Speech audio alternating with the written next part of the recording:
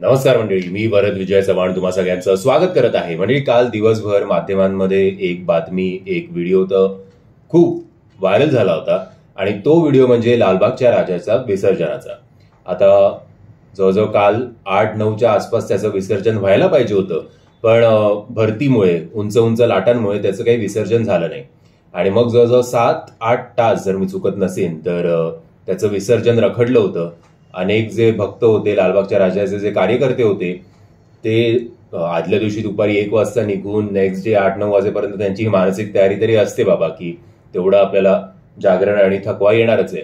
पण पुढचे अजून 7-8 तास जेव्हा वाढले, 24 तासपेक्षा जास्त जेव्हा त्यांना मिरवणुकीत होऊन गेले, तेव्हा त्या कार्यकर्त्यांची सुद्धा दमछाक झाली असणार, याच्यात काहीही शंका नाहीये.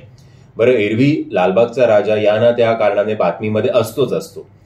आधी सगळ्यात आधी की आय थिंक नवसाला पावणारा मुंबईतला एकमेव तो राजा असावा बहुतेक, ज्या प्रकारे तिकडे गर्दी होते दरवर्षी आणि ज्या प्रकारे तो सेलिब्रिटींना पावतो. कारण सेलिब्रिटींनी जेवढं या राजाला मोठं केलंय तेवढं आय थिंक इतर कुठल्या मंडळांच्या बाबतीत सेलिब्रिटी एवढे आपण तिकडे हजेरी लावलीच पाहिजे, आपण तिकडे दान केलंच पाहिजे, एवढे ते तिकडे कुठेही प्रॉम्प्ट नसतात जेवढे लालबागच्या राजासाठी असतात. आणि मग दरवर्षी कार्यकर्त्यांनी भक्तांना मारलं किंवा ढकललं, याचे ते व्हिडिओज भरपूर व्हायरल होतातच होतात. पण मला भक्तांचं सुद्धा एक कळत नाही, जर तुम्हाला एका वर्षी समजा असं काही अनुभव आला तर झक मारायला जाता कशाला दुसऱ्या वर्षी परत तिकडे? तुमच्या घरातल्या देवाऱ्यात जो देव आहेत, जे देव तुम्ही बसवले, त्यांच्याकडे काहीतरी तुम्हाला मागायचं असेल तर त्यांच्याकडे मागा, आई वडिलांकडे मागा किंवा पत्नीशी ओपन अप व्हा किंवा जे आजूबाजूचे मंडळ असतील तिकडे जा. प्रत्येक वेळेला ते अपमान सहन करायला जाता कशाला तिकडे?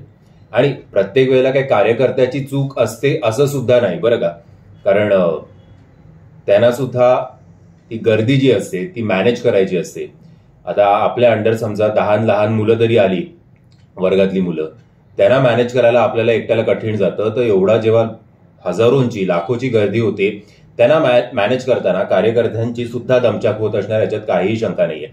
बरं, काही भक्त सुद्धा जरा अतरंगी असतात, म्हणजे तोच फरक आहे जो भक्त आणि अंधभक्त मधला आहे ना, तोच, की त्यांना असं वाटतं की मी इकडे रील बनवायला आलोय. रील बनवणारे सुद्धा खूप जास्त लोक आहेत आणि स्वतःचं मागणं, मी जे काय आहे ते 2-3 मिनिटं मी तिकडे बोलणार, मग ते मला हे करतील. आता त्याच्यात भाग वेगळा आहे की व्हीआयपीच्या रांगा आणि व्हीआयपीच्या लोकांना कसं तिकडे खूप वेळ दिला जातो आणि कॉमन लोकांना कसं तिकडे वागणूक दिली जाते, तेव्हा आता तुम्हाला माहिती आहे, तरी तुम्ही जाताय तर you should be prepared for anything. आणि मग मला तर वाटतंय, जर फेसबुक इंस्टाग्राम नसेल तर आय थिंक अर्धी गर्दी यातली या मंडळाची कमी होईल, सगळ्याच मंडळाची. कारण हल्ली भक्तीपेक्षा आपण या ठिकाणी गेलोय हे इंस्टाग्रामवर येणं हे अत्यंत महत्वाचं झालेलं आहे प्रत्येक भक्तांच्या बाबतीत. मग ते मला तर खरंच तिकडे जाऊन काही मागतात की फक्त असा व्हिडिओ त्यांचा चाललेला असतो आणि मग एक शेवटचा क्लोज किंवा पहिला शॉट लावायचा जिकडे अगदी मनोभावे काय पूजा विजा करतोय, वा वा वा. मनात तर हेच चाललेलं असणार की या अँगलने घेऊ की माझा हा प्रोफाईल चांगला दिसेल की हा प्रोफाईल चांगला दिसेल. एनिवेज, या सगळ्या आता दरवर्षीच्या गोष्टी झाल्याच आहेत. पण काल एका गोष्टीने माझं लक्ष वेधलं आणि ती गोष्ट म्हणजे जेव्हा हे 7-8 तास लालबागच्या राजाचं विसर्जन खोळंबलं होतं, तेव्हा एक जी बातमी सगळीकडे आली, ती बातमी म्हणजे ते स्वयंचलित जे काही यंत्र आहे, काय म्हणतात त्याला, तराफा म्हणतात ना, जर मी चुकीचं बोलत असेल तर ते कमेंटच्या माध्यमातून मला करेक्ट करा. तो ते कॉन्ट्रॅक्ट जे आहे ते गुजरातच्या एका माणसाला दिलेलं आहे आणि ते स्वयंचलित होतं. मग त्याला काय हे नाही, सेफ काय म्हणतात त्याला, डेंजर नाही. अरे पण ते जरा लाट वर आली तर त्या स्वयंचलित यंत्राची फाटली होती एवढी. त्यापेक्षा आपले कोळी बांधव जे आहेत, जे वर्षभर समुद्राला देव मानतात, आणि हा मानधन किंवा रोजगाराचा विषय नाहीये, मला माहिती नाही की ते लोक विसर्जन करायचे आतापर्यंत जे काही त्यांना पैसे काय मिळत असतील तर चांगली गोष्ट आहे, पण जरी मिळत नसतील तरी त्यांच्या श्रद्धेचा सुद्धा हा विषय आहे. जेव्हा अंबानींकडे लालबागचा राजा गेला तेव्हाच मी म्हटलं की आता हळूहळू स्लो पॉइझनिंग सारखं असतं ते, कारण ट्रस्टीज असतील तिकडे, आता गुजराती लोक यायला लागतील त्या ट्रस्टमध्ये ट्रस्टी म्हणून, आणि मग हळूहळू जे तुम्हाला मराठी कार्यकर्ते दिसत आहेत धक्काबुक्की करताना ते तुम्हाला गुजराती कार्यकर्ते दिसायला लागतील. हळूहळू करत करत मराठीचा जो आपला मराठमोळा बाप्पा आहे त्याचं गुजरातीकरण कधी होईल हे तुम्हाला सुद्धा कळणार नाही. आता मला माहिती आहे अनेक लोकांना याचा पुळका सुद्धा येईल की काय झालं तिकडे कॉन्ट्रॅक्ट दिला तर, काय झालं 2-3 ट्रस्टमध्ये 2 गुजराती मेंबर्स आले तर. तर तुमचा हा विचार तुम्हाला लख लाभो. कारण मागच्या वेळेला सुद्धा मी एक व्हिडिओ बनवला होता डेअरी मिल्कवर, आणि की डेअरी मिल्कच्या रॅपरवर सीखो थोडा थोडा गुजराती करत हाव आर यू तर केम छो असं काय काय त्यांनी 7-8 शब्द हे केले होते. त्याच्यावर मी रागवून एक व्हिडिओ बनवला होता.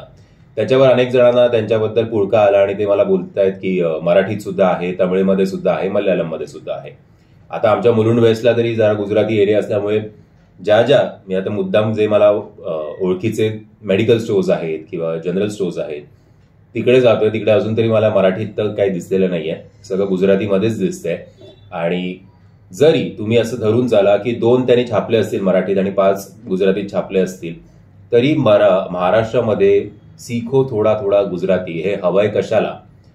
याचा कोणाला राग येत नाही. इनफॅक्ट काही लोक त्याची त्या व्हिडिओवर बाजूच घेऊन बोलत होते की सगळ्या लँग्वेजमध्ये छापले आहेत. पण हे कोणाला डोकं चाललंच नाही की गुजराती एक तर महाराष्ट्रात आहे कशाला पाहिजे. गुजरातमध्ये मल्याळम असेल, मराठी असेल, शिका थोडी थोडी मराठी असं करून तिकडे गुजरातमध्ये होणार आहेत का रॅपर्स डिस्ट्रीब्यूट? त्याचं उत्तर तुम्हीच द्या. एनिवे, सो शेवटी तर मला असं देव चोरला माझा असंच म्हणावं लागेल. काल जरी खूप जणांनी त्याच्यावर सुद्धा रील्स बनवले की लालबागचा राजा ज्या प्रकारे एक तर भक्तांना वागणूक दिली जाते त्यामुळे तो रागवलाय, त्यामुळे त्याला या लोकांना त्रास द्यायचा मुद्दाम. काही लोकांनी असं सुद्धा केलं की कोळी बांधवांचा विजय झाला, कोळी बांधवांना असं बाजूला करणं, साईडला करणं हे लालबागच्या राजाला सुद्धा पटलेलं नाहीये. आणि त्यामुळे त्यांचा जो डाव होता त्या तराफ्याचा तो हाणून पाडला आणि शेवटी त्याचं विसर्जन जे आहे ते कोळी लोकांनाच, कोळी बांधवांनाच करायला लागलं. सो हा लालबागच्या राजाचा म्हणजे जी भक्ती आहे ती भक्ती यावेळेला जिंकली आहे. आता या वर्षी झालं ते, पण पुढच्या वर्षी परत तो कॉन्ट्रॅक्ट मिळणारच आहे. तो आता फक्त खुश होऊन जाऊ नका. आणि मला याची सुद्धा तयारी आहे की काही जण म्हणतील की सगळं तुम्ही त्या मराठी अँगलनी बघू नका, थोडं लिबरल व्हा. आता मराठी माणूस लिबरल आहे, थोडा ऑर्थोडॉक्स तो अजिबात नाहीये, त्याच्या भाषेबद्दल तो कडवट नाहीये, म्हणूनच या सगळ्या लोकांचं एवढं चालतंय. त्यांना जे आय थिंक संयुक्त महाराष्ट्रामध्ये जे झालं होतं त्याचा अजूनही त्यांच्या मनात ते राजकारण सुरूच आहे की सगळं गुजरातीकरण कसं करायचंय मुंबईचं.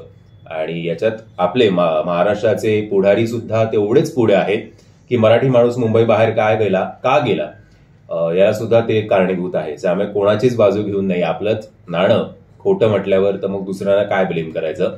फक्त त्यांच्या एवढा कडवटपणा आपण सुद्धा आणायला हवा. आणि या छोट्या छोट्या ज्या गोष्टी आहेत त्या आपण सोशल मीडियाच्या, कारण हल्ली रस्त्यावर उतरून कोण आंदोलनं करत नाही, तर सोशल मीडियाच्या माध्यमातून तरी आपण याला अपोज करायलाच हवं. तुमचं ओव्हरऑल या सगळ्या विषयावर काय मत आहे हे कमेंटच्या माध्यमातून कळवा. व्हिडिओ आवडला असेल तर लाईक, शेअर आणि चॅनलला सबस्क्राईब करा. जय हिंद, जय महाराष्ट्र.